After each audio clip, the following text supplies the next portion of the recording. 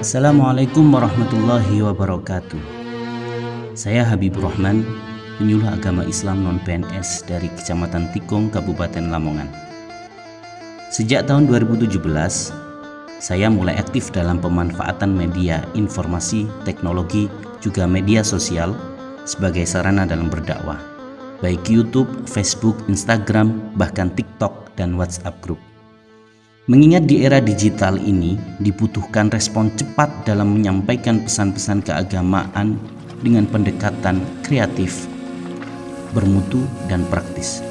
Dengan semangat dakwah, menjadi konten kreator pun harus saya lakukan, meskipun hanya bermodal belajar dari tutorial dan aktif sharing bersama teman-teman komunitas. Termotivasi dengan hadis Nabi, "Ballighu anni walau ayah", sampaikanlah walau satu ayat.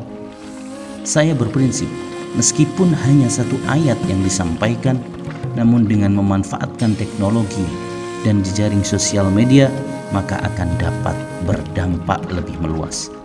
Hal ini terbukti dengan adanya 1 juta penonton yang dapat saya jangkau, ratusan ribu menit waktu tayang, dan ribuan subscriber yang saya manfaatkan sebagai sarana, sebagai sasaran dakwah melalui channel YouTube saya. Jika dulu ada istilah dai sejuta umat, maka boleh juga kalau ada penyuluh 1 juta subscriber. Penyuluh agama Islam juga perlu melakukan strategi inovatif dan kreatif dalam melakukan bimbingan dan penyuluhan. Oleh karenanya, ada salah satu inovasi yang saya kembangkan dalam beberapa waktu terakhir, yakni audiobook. Tepatnya saya memberi nama inovasi ini Audiobook Indonesia. Audiobook Indonesia adalah sebuah inovasi berupa aplikasi Android maupun aplikasi berbasis web sederhana yang menyediakan berbagai macam buku dengan fitur membacakan buku tersebut.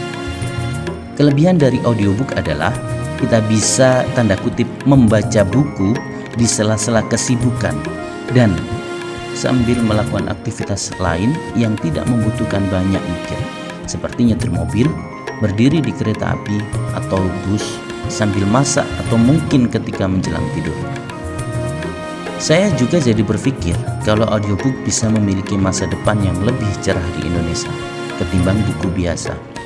Budaya membaca di sini mungkin rendah, namun budaya lisan di Indonesia seharusnya lebih kuat.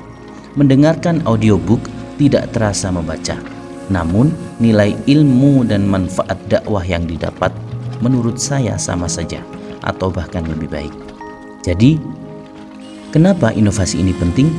Karena audiobook dapat digunakan sebagai sarana dakwah dan media literasi umat yang mudah dan murah. Selain itu, audiobook dapat dimanfaatkan untuk memberi layanan bimbingan kepada warga binaan kelompok rentan, khususnya difabel netra.